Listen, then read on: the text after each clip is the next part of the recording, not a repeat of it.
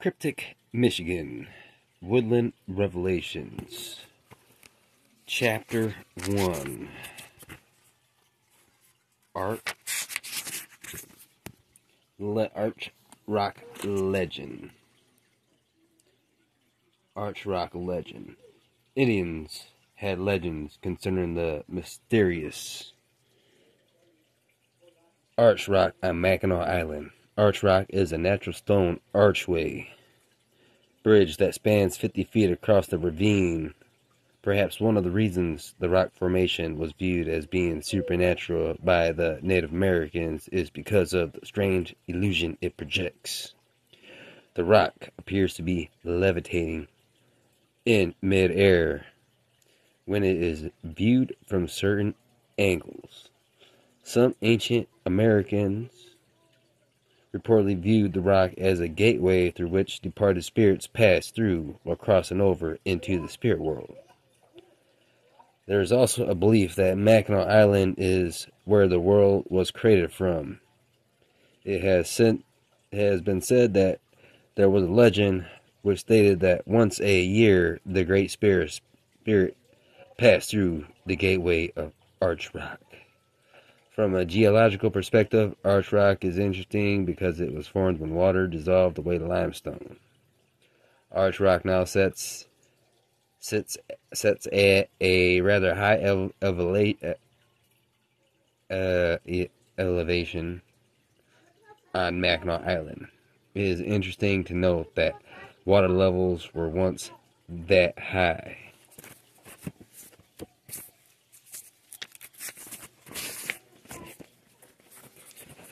Chapter 2. Michigan Ghost Apples. There is a phenomenon that has happened in Michigan called a ghost apple. It was reported in February of 2019.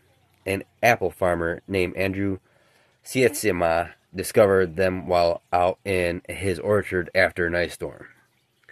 He also gave this phenomenon its name.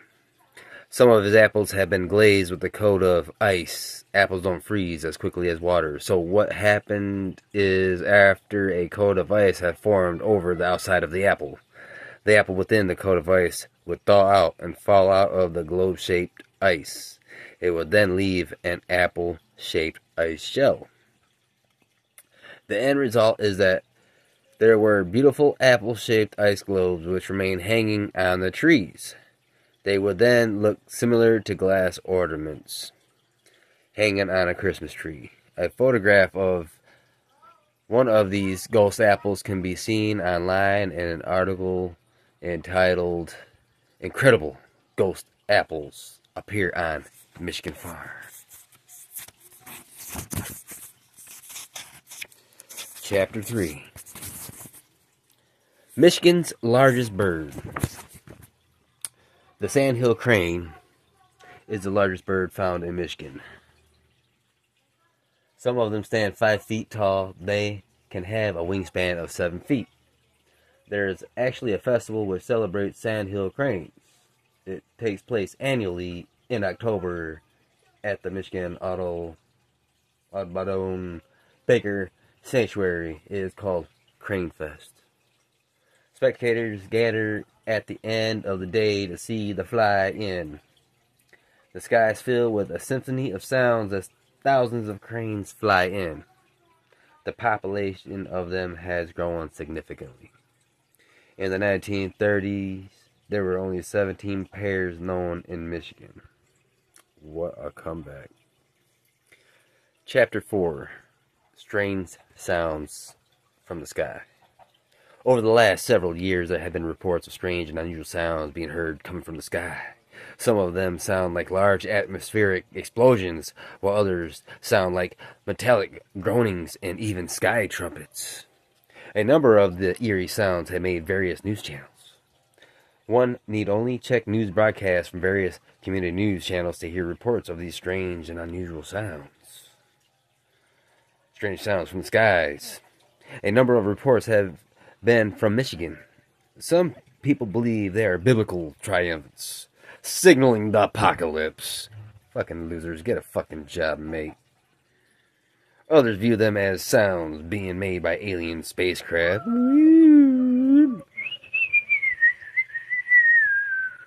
I don't know who's crazier, the church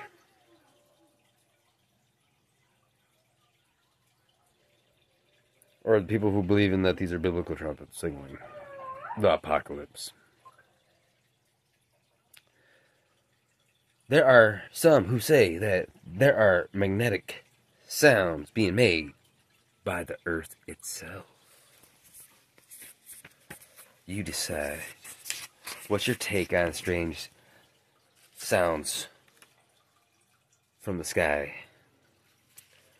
There are a number of these sounds recorded and placed online. What do you think? Chapter 5. The Glass Bottle Fence. There was a wealthy man named Henry Steffens who once lived in Waters, Michigan. His dad had been a successful lumber baron, and when he died, he left his fortunes with Henry. By the early 1900s, the lumbering era was over. In 1914, Steffens decided to make a monument to the lumbermen who would never again return to the area. For it got mudslid and therefore ruined everything, and there's a city that's still buried underneath the mud that nobody wants to take claim for. So the lumbermen were known for the drinking, and Henry evidently wanted to build a monument that was fitting. The glass bottle fence was composed of bottles and concrete that was about shoulder high. It stretched about 2 city blocks long and had a big iron gate in the center. The glass bottle fence was at one point featured in Ripley's Believe It or Not. Tourists, vandals damaged the fence. It was eventually moved in 1970 after it was discovered that it was on state highway property. However, the memory of it still stands as a unique Michigan oddity.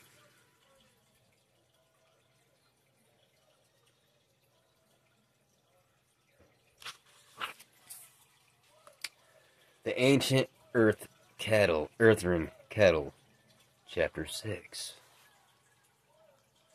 For those who are just tuning in right now, I am reading from Cryptic Michigan Woodland Revelations,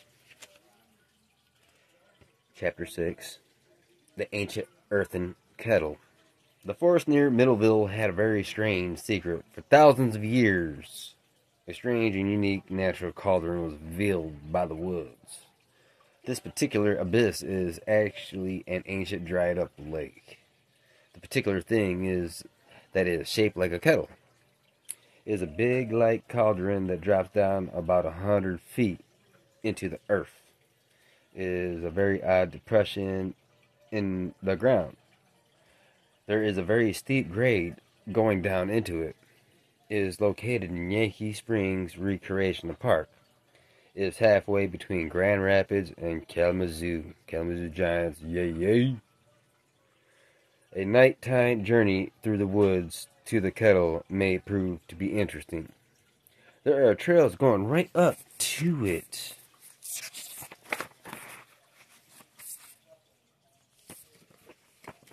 Chapter 7. Giant Dragonfly Sighting.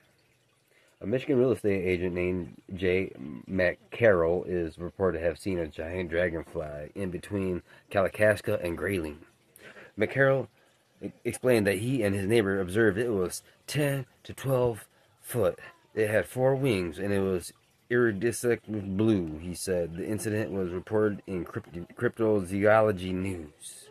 Some researchers believe that Meganeurian, an ancient type of insect, may still exist. Meganeura were related to present-day dragonflies.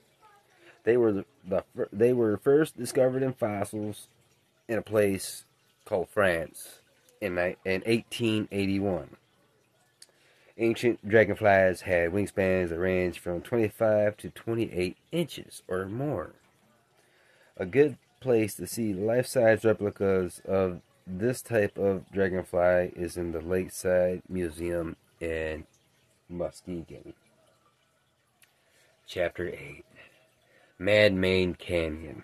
The world's largest limestone quarry is in Michigan. The quarry sits a little southeast of Rogers City near the shore of Lake Huron. It is along Highway 23 along Calicite Road. Here is a huge canyon from which they have pulled tons of limestone. There is a viewing area from where you can look at the quarry. The area has been compared to a man-made Grand Canyon. It is over 4 miles long and 150 feet deep. Limestone forms mostly at the bottom of sea floors with the powerful pressure of water. It is said that at the limestone quarry many different fossils have been found. There are hints that a huge flooding event took place that rapidly buried this huge area of vegetation. Quarry area. In fact, this is how this kind of limestone forms. Not far from this area, they have found evidence of a huge stone structure believed to have been made by an ancient civilization. It is possible that this area of the quarry was buried underwater at the same time that the structures from the ancient civilization were. This is the structure right here. As you can see, it is a depiction of a flying Pegasus. Tartarian, perhaps? And then if you look on its head, it looks like it has a mouth wide open, gaping with a some kind of crown feathers in this depiction here that we're all viewing together. I'll turn the light on, the flash.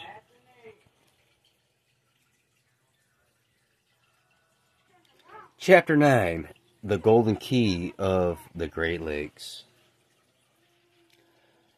For those who are turning in, we are on Chapter 9 of Cryptic Michigan Woodland Revelations. Chapter 9, The Golden Key of the Great Lakes. There are some who believe that the Great Lakes region holds the key to a mystery of the ancient world.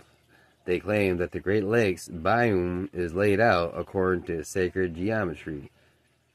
This is actually demonstrated by diagrams and measurements on a video available online entitled The Sacred Geometry of the Great Lakes. There is also a second video which explains this quite well with a graph interposed over a map of the Great Lakes entitled Great Lakes Key to Ancient Mysteries. It is shown that if a pentagram is perfectly laid out over the Great Lakes region with Sault Ste. Marie as the exact center, something amazing is shown. If lines are drawn out every few degrees from that Sault Ste. Marie center, the lines will point to significant megalithic places in the world. They will point out to such places as the Akayaka Pyramid, Easter Island, the Hanging Temple, and many other places. This is interesting because Sault Ste. Marie is located on the Upper Peninsula of Michigan, which, if viewed as a giant ruler, can be used to precisely measure the earth. The Upper Peninsula of Michigan is 240 miles wide at its widest point. If you were to measure that out 33 times, it would show you the exact average width of the earth, which is 7,920 miles. It is interesting the Sault Ste. Marie sits at the hub of some of the world's most sacred places when it is viewed as the center of a pentagram drawn around the Great Lakes. Elaborate. Chapter 10, Egyptian Monument. Chapter 10, Egyptian Monument. There is an unusual megalithic monument that stands near Copper Harbor, Michigan. The standing stone looks like it was borrowed from Stonehenge and placed there. The large rock is estimated to weigh tons. On the large rock is a petroglyph The petroglyph is a sailing ship. However, according to the Institute for Megalithic Research, this is far more than just a picture of a boat. It's a hieroglyph. A very interesting translation of the picture of the boat is given by researchers working with the Institute of Megalithic Research. Their interpretation of it is as follows. The hull of the boat consists of 5 rows of planks, and the sail is made of 7 strips of cloth. The researchers believe that contained on this ancient hieroglyphic there is encoded information. The hull is made of 6 different elements. They believe that the first 6 dynasties of Egypt are included by 6 different planks on the ship's hull. They believe that the first 5 planks represent the first 5 dynasties of Egypt. The mast represents the 6th. The sail with the 7 stripes of cloth is believed to represent the next 7 dynasties. They estimate that the very most upper strip provides the date of the glyph. The 13th dynasty of Egypt is thought to be from 1794 BC to 1641 BC. Now, how does that go backwards? Okay? There is evidence for a number of different civilizations visiting Michigan many years ago. Reportedly, these include ancient Egyptians, Phoenicians, Vikings, amongst others. Chapter 11, Pirates in Michigan. And this is where we'll end off. We'll pick off with Chapter 11, Pirates in Michigan. And this is your audio read from the book Cryptic Michigan Woodland Revelations.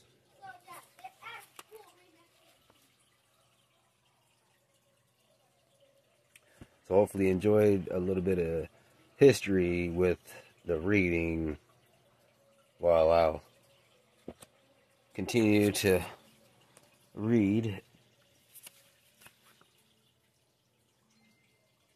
the rest of the chapters with you for Cryptic Michigan Woodland Revelations for those who don't have a copy of this, or those who are from Michigan, or those who are intrigued by Michigan. Then this right here is going to be for you. So like, subscribe, do the thing, keep collecting, and I'll see you on the next read.